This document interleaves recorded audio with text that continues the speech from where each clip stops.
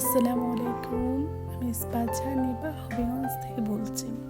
কাছে এবং দূরে, দেশ এবং দেশের বাহিরে যে যেখান থেকে আমার আজকে ব্লগ ভিডিওটা দেখছেন, আশা করি আল্লাহর অশেষ মেহেরবানিতে আপনারা সকলেই ভালো আছেন। আলহামদুলিল্লাহ, আমিও ভালো আছি।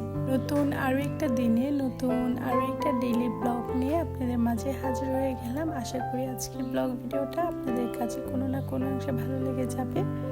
সবাই স্কিপ না করে আমার সাথেই থাকুন। ধন্যবাদ। সকালে ঘুম থেকে ওঠার পরেই অফ ক্যামেরার মধ্যে এখানে আমি সকালে নাস্তাটা বানিয়ে নিয়েছি। এখন সবাই মিলে আমরা সকালে নাস্তাটা করে নিতেছি। দুপুরের খাওয়া দাওয়া শেষ করে বিকেলে আমরা বের হয়েছি একটু নৌকা দিয়ে ঘোরাঘুরি করার জন্য।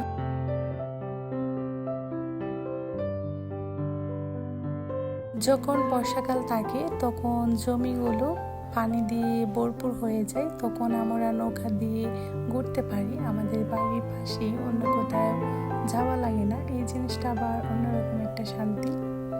আমারও ঘোরাঘুরি শেষ করে সন্ধ্যার সময় এখানে আবার বসে গিয়েছি সন্ধ্যা নাস্তাটা করার জন্য। যদি হয়েছে সন্ধ্যা নাস্তাটা বাহির থেকে আনা হয়েছে।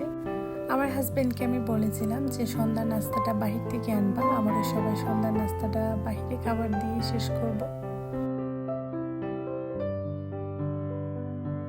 তারপরের দিন দুপুরে এখানে রান্নাবান্নার প্রস্তুতি চলতেছে। আমার শ্বশুর বাজার থেকে বড় 2টা চেনা হাঁস এনেছি, তো তাকে নাকি হাঁসের মাংস রান্না করে দিতে হবে। আমার কিন্তু বরাবরের মতনই কিন্তু হাঁসের মাংস অনেক পছন্দ, কিন্তু পছন্দ হলেও পছন্দের জিনিসটা কিন্তু খাওয়া যায় না। নিজে না খেতে পারি, পরিবার তো খেতে পারবে, তারই মধ্যে কিন্তু অন্যরকম একটা শান্তি আছে। তো আমি আবার সুন্দরভাবে এখানে সবার জন্য রান্না করে নিতেছি। শ্বশুরের বাজার থেকে খুবই শখ করে নিয়ে এসেছি, তো তাকে তো ভালোভাবে রান্না করে দিতে হবে যেন সবাইকে আমার প্রশংসা করে। আমার দুপুরে রান্না বান্না শেষ। এখানে হাঁসের মাংস রান্না করেছি, তার সাথে সাথে ডাল, করলা ভাজি। তো এইগুলোই ছিল আমাদের আজকে দুপুরের খাবার।